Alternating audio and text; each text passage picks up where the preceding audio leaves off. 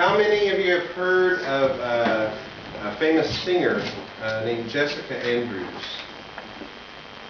A few years back she had a big song playing on the radio called Who I Am. And the chorus of it goes, I am Rosemary's granddaughter, the spitting image of my father. And when the day is done, my mama's still my biggest fan. Sometimes I'm clueless and I'm clumsy, but I've got friends who love me, and they know just where I stand. It's all a part of me, and that's who I am. Very famous song. Got the CD, used to play that CD a lot. Probably a good 10 years ago. The first verse of it says, if I live to be 100 and never see the 7 wonders, that'll be all right. If I don't make it to the big leagues, if I never win a Grammy, I'm going to be just fine because I know exactly who I am. So in the first verse she says, there's all these different wonderful things that I could do. But whether I experience them or not, that doesn't affect who I am. It doesn't affect my identity. It doesn't affect who me really is. And what's interesting when you think about it, all these great things that she could go do, these great experiences that she could go have, that she says, these aren't really who I am, these are just things I can go do. Well, those are things that you can choose to do. You can choose to save up some money and get in an airplane and fly to China and see Beijing. You can choose to pull together some resources, take donations, go on a missions trip and see what things are like in Nepal. See what things are like in the outback of Australia. Go to the jungles of Africa and look around. But these experiences that we have, they're something that I experience, but they're not who I am. I am not defined by what I happen to go see on vacation or on a missions trip. But in this song, which is a pretty fair reflection, I think, of pop culture, I think it's interesting that the things she chooses to pick out and say, well, now this is who I am. This is really who I am. I am Rosemary's granddaughter. Did she choose that? That's part of her identity. It's part of who she is. I am Rosemary's granddaughter. And yet she didn't pick that. The spitting image of my father. No matter whether I make it to the big leagues, whether I see the 7 wonders, whether I travel the world, I'm the spitting image of my dad. Half of his DNA is in me, and you'd think it's all of it because I look just like him. That's part of who I am. That's my identity. But did she choose that? Before she was born, did she get a little questionnaire and Scantron and a number 2 pencil and, okay, now which parent do you want to look more like? No. It's just who she is. It's part of her identity, and yet she did not choose it. And when the day is done, my mama's still my biggest fan. Now what's she saying here? She's saying no matter who I meet, no matter who I talk to, there's just something about family. Which for a lot of us, we experience that with our blood family. And hopefully on an even deeper level, once we are connected by the blood of Christ, we experience in our church family. Part of our identity is built up in the people we are surrounded by who love us. Sometimes I'm clueless and I'm clumsy. Well, these aren't things you would choose to be. It's just part of her personality. Sometimes she's clueless, sometimes she's clumsy, but hey, that's her. That's who she is. But I've got friends who love me. That's what really matters. And they know just where I stand. It's all a part of me, and that's who I am.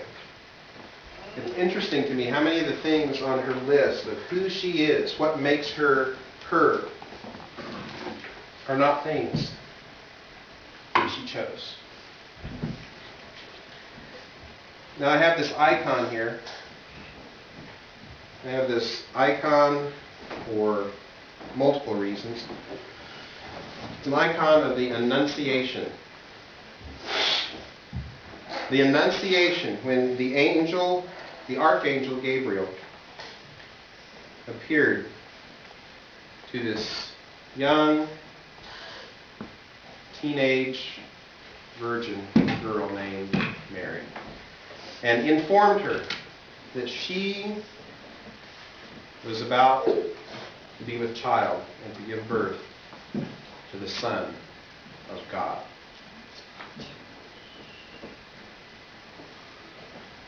It's something else, isn't it? Can you imagine such an experience? She's the only person that's ever had this experience.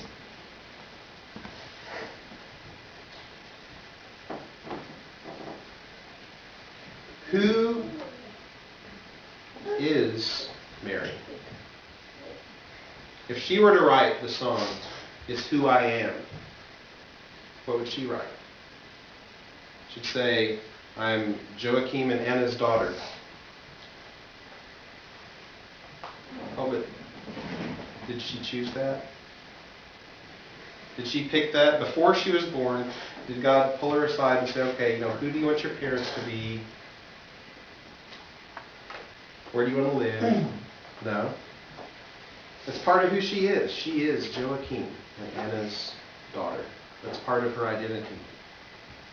We have an icon right over here of Joachim and Anna. Very similar to Abraham and Sarah. They were elderly, they were up in age, they were past the age of childbearing, and through a miracle, through a blessing of God. Remember, Sarah becomes pregnant with Isaac? Very similarly, way up in age, Anna becomes with child. Baby Mary inside her. And if you go to an Eastern Rite Orthodox church, you'll hear the names of Joachim and Anna and the ancestors of God commemorated at the end of every divine liturgy. And in the Orthodox Church, we also, every year we have a feast where we remember the conception of the Virgin Mary. We celebrate this part of Mary's identity, and yet it's not something that she even chose to be Joachim and Anna's miraculous daughter. Another feast of the church that we have for Mary, where we celebrate her, is the presentation of Mary in the temple at the age of 3. Remember the Old Testament story of Samuel? His mom went years and years and years and could not have children. And she prayed and she prayed and she prayed, and God gave her little Samuel and several other children besides. And at the age of 3, she took little Samuel to the temple and dedicated him to a lifetime of service to the Lord, and he actually grew up in the temple. Same thing happened to Mary at the age of 3. Joachim and Anna take her to the temple and dedicate her to the Lord. And we have a feast to commemorate this. Did Mary choose that? It's all a part of her. It's who she is. It's her identity. But it was thrust upon her. I don't think at the age of 3 that an angel or her parents appeared to her and said, "Now, here's all the options. What do you want to be when you grow up? Here's all the different things that you could be. Do you want us to dedicate you at the temple? Do you want us to dedicate you to the Lord or not?"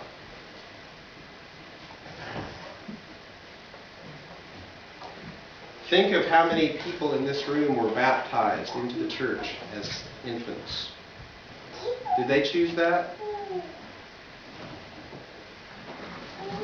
And yet, that baptism is a part of their identity. The word Christian is a part of their identity. It's who they are. We also have a feast in the church where we celebrate the dormition of Mary, the falling asleep of Mary. When she died, and then after death, as a precursor to the resurrection, God took Mary body and soul to heaven. That's a part of her. That's who she is. Did she choose that? Unless you commit the incredibly heinous sin of suicide, you do not get to choose the time of your death.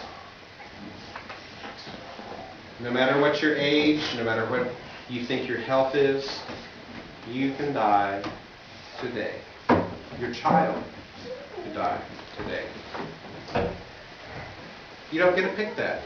She did not get to pick that.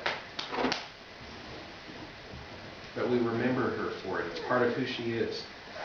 Ultimately, on our gravestones, it's part of who we all are. There are 2 dates put on there, neither of which you got to choose. And then there's this feast of the church that is tomorrow. The feast of the Annunciation of the Theotokos, the God-bearer, the Virgin Mary. Did she get to choose the fact that God would pick her to be the Mother of God? Did she get to choose the fact that an archangel would descend from heaven and appear to her and give her this mind-boggling news? No. There's one thing that happened on this day that she chose. And it too is part of who she is. It too is part of her identity, and it too is something that the church remembers her for and honors her for.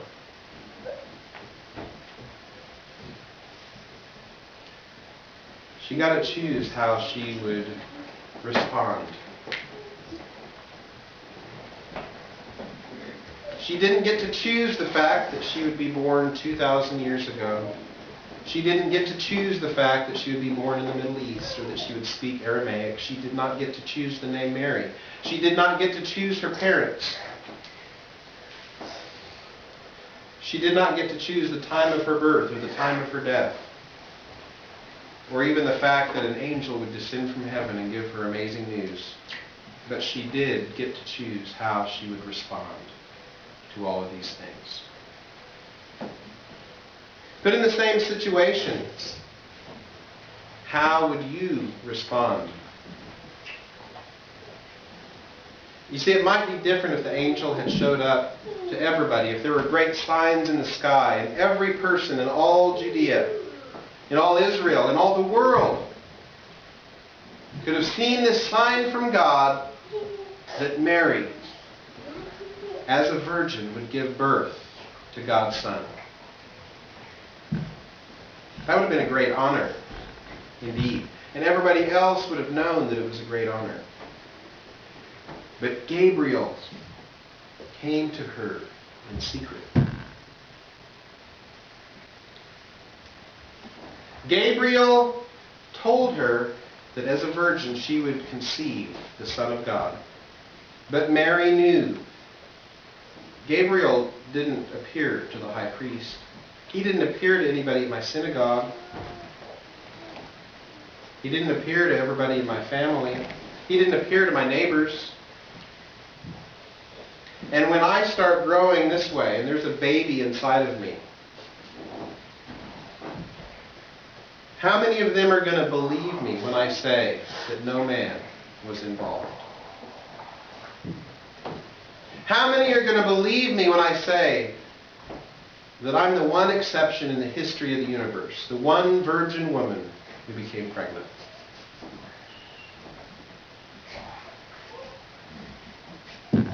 What are they going to think I am? What are they going to think my identity is? Among the Jews who rejected Jesus as the Messiah, all the way until today, 2,000 years later, if you look in the Talmud, Jesus is considered a bastard, and his mother Mary is considered a whore.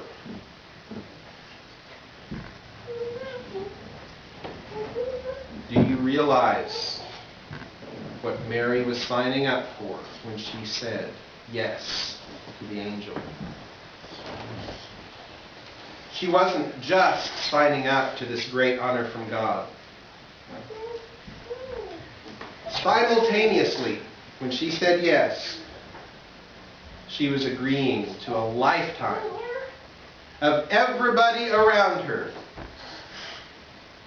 believing that she was filthy and dirty and unclean and unrighteous and unholy. She who would bear the Son of God was condemned by those around her as being someone who had turned her back on God. In this culture, she knew she was risking her very life. And God gave no promise that her life would not be taken from her. For in this culture at this time, if you became pregnant outside of marriage, you were not just looked down upon. Legally, you could be stoned to death. And who put that law into place? God himself did.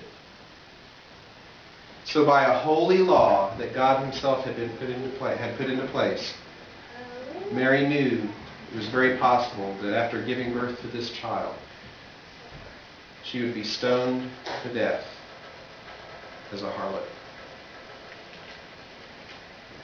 The archangel Gabriel appears to her and gives her this news. And she knows that it is fantastic. She knows that it is amazing. She knows that it is unique. She knows that it is honorable, for she herself in her own body will bear the Messiah. She will give birth to God himself incarnate in the flesh. And she also knows that her reputation among most of those around her for the rest of her life was going to be shattered. She doesn't complain. She doesn't whine.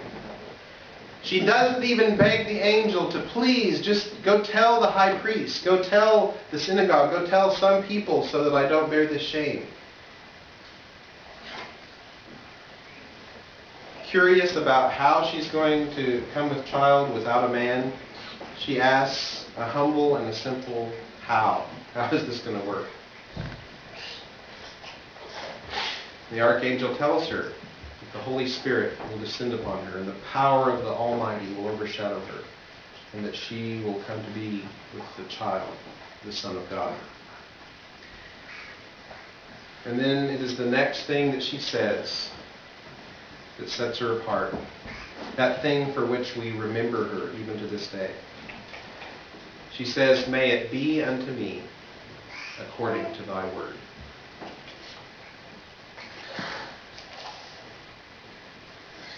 No whining, no complaining, no anger, not even any begging to change the situation,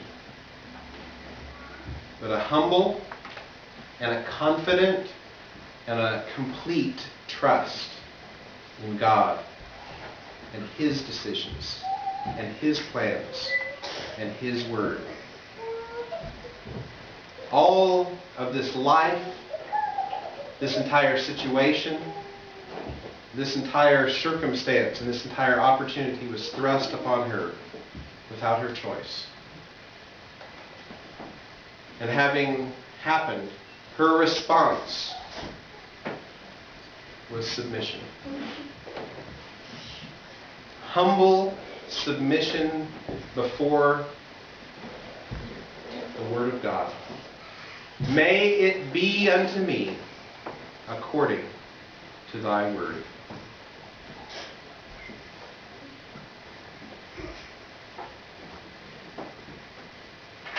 The first Adam fell and brought the world into sin. And the second Adam, Jesus, paid the penalty for that sin and brought life back to the world. That first Eve,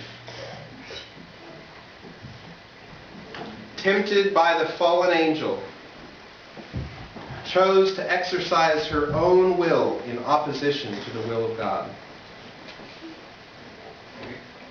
and thus introduced sin to her husband, who introduced sin to the entire human race. Undoing the sin of Eve, untying the knot that Eve had tied, this virgin responded to the voice of an angel in humility and in submission to the will of God. And thus the second Adam was born into the world, and all of us are given the opportunity for light and life. It's all a part of her, and it's who she is. 99% of which she did not choose. And the magnificent part which she did choose was not to exercise her own will, to impose her own desires on the situation. But her free choice was to say to God, "May it be unto me according to thy word."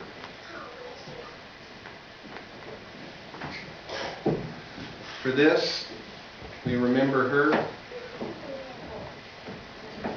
For this, if you read in the Psalms, she was exalted even to the right hand of God. The Queen of Heaven. Just as you had the kings in Old Testament Israel, and their mothers were considered the queens, so the fulfillment of the Davidic line of Israeli kings was fulfilled in Jesus. And he is the king. His mother is the queen. Honored and exalted.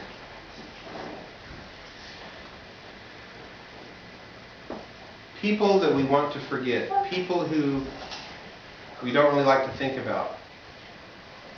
We do not hang pictures of them up in our homes.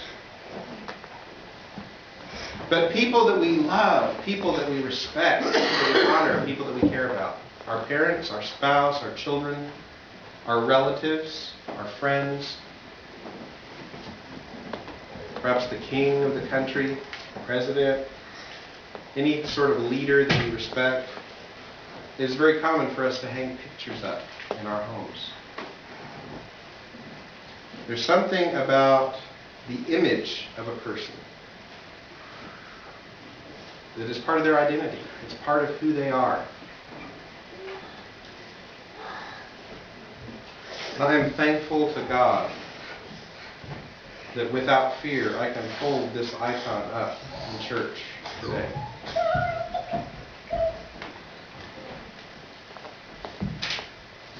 About 1,200 years ago,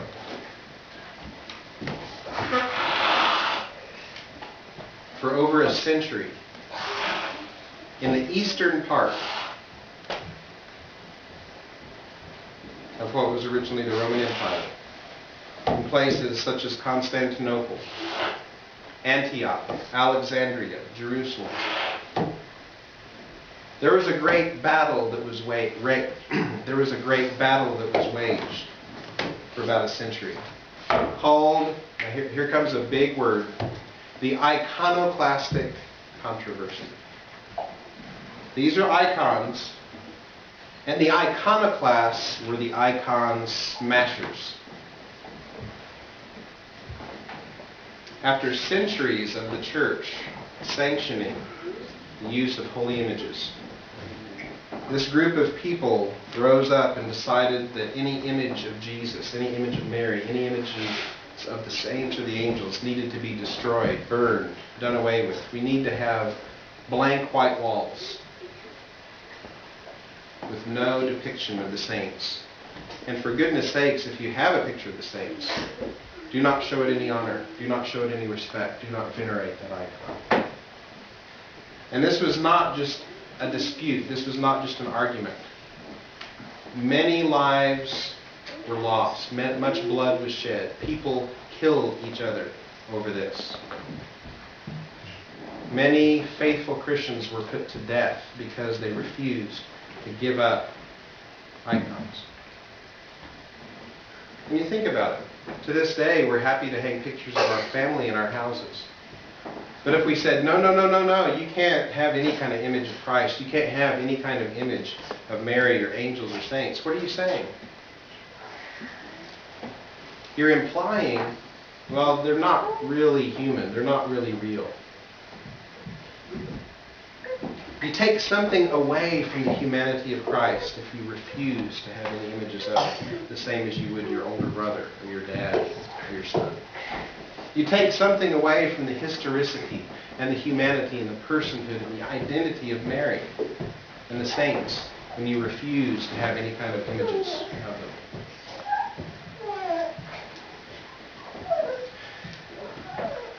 In the year 843, they had what was called the Triumph of Orthodoxy, where the iconoclasts were finally shut down and stopped, never to bother the eastern half of the church again. In the West, meanwhile, the iconoclasts did not get much traction, so they never really lost the icons in the West until about 700-800 years later, in the 1500s, during the Protestant Reformation, iconoclasm hit the West with a fury. And many of those iconoclastic churches exist to this day and have spread here in America. There are a lot of Protestant churches that you can walk in today, and you might see a cross, but you will not see any images of Christ anywhere in the church. You will not see any images of Mary or angels or saints. The iconoclasts are alive and well today, still smashing the icons, still driving the images of Christ and His saints out of the church.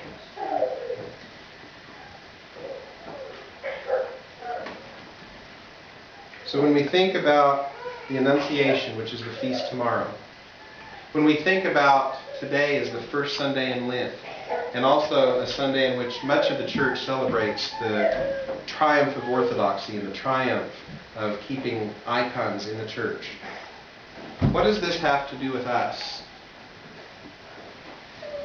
And to be more specific, what does this have to do with us during Lent? I think it's a good time for us to ask ourselves, who am I? What is my identity? You see, we grow up in this American culture that is so individualistic. Everybody wants to think that they're really different from everybody else. Everybody wants to think that they really stand out. Everybody wants to think that they're kind of a strange bird, an odd person, red-headed stepchild. Because in American culture, this individualism is prized. Let me ask you something. What if you walked into a doctor's office and you saw an elderly woman, a middle-aged man, a teenage married couple, and a 7-year-old girl? And after patiently waiting for a few minutes, the doctor himself walks out amongst the people and says, "I have good news. You don't need to wait so long. I'm writing out a prescription right here. I'm going to have my assistant make copies of it. You can all have the same prescription and go on your way. No need to wait here for the rest of the morning." Would your confidence level in that doctor drop just a little bit? Wouldn't you be a little nervous about filling that prescription? Wouldn't you be thinking, this guy doesn't know what he's doing. I mean, he hasn't even talked to me. He hasn't found out the details of my particular illness. How do I know that this medication that might be good for him is going to be good for me. I'm an individual. Now there is a place for that. We are individuals. We're not identical to each other. But we are far more similar to each other than we are different. Our identity, for the most part, is chosen for us. We don't choose it ourselves. You did not choose to be born in America. You did not choose to be raised speaking English. You did not choose the socioeconomic status that you grew up in. You did not choose which parents you got. You did not choose the time of your birth, and God willing, you will not be choosing the time of your death. And yet, what does God do in the church? Does He just have a one-on-one relationship with each person? And each person is supposed to do what's right for me? Just me and Jesus and my Bible? No. In the church, whether you are young or whether you are old, whether you're male or female, whether you are rich or poor, the doctor doesn't even ask any questions of you. The church says, whoever you are, you need to be baptized. Whoever you are, you need to be chrismated. Whoever you are, you need the Eucharist every single Sunday. Whoever you are, you need to fast. Whoever you are, it's good for you to cut down on the meat during the 40 days of Lent.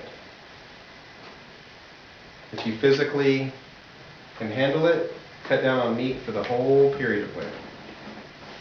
If there are physical limitations that keep you from being able to handle it, then let's work up to that. But that's still the goal. You need to stay away from meat during Lent.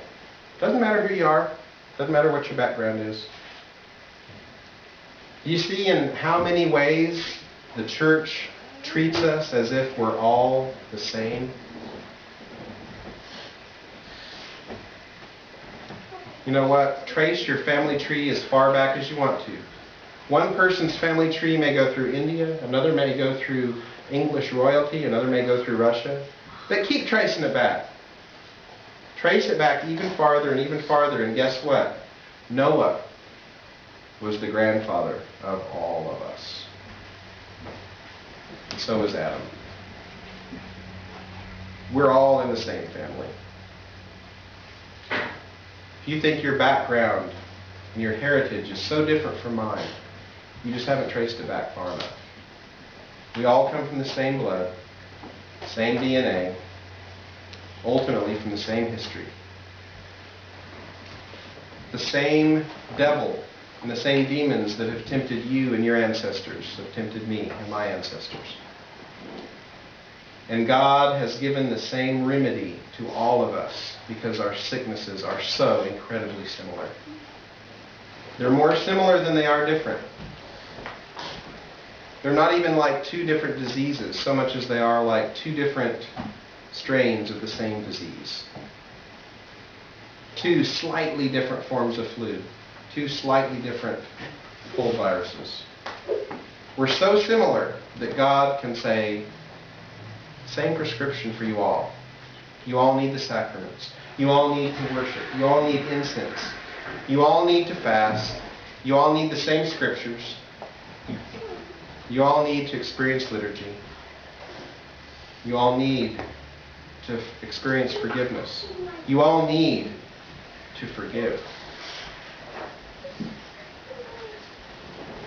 Now, does that erase your identity? Does that erase who you are? No. Think of Mary.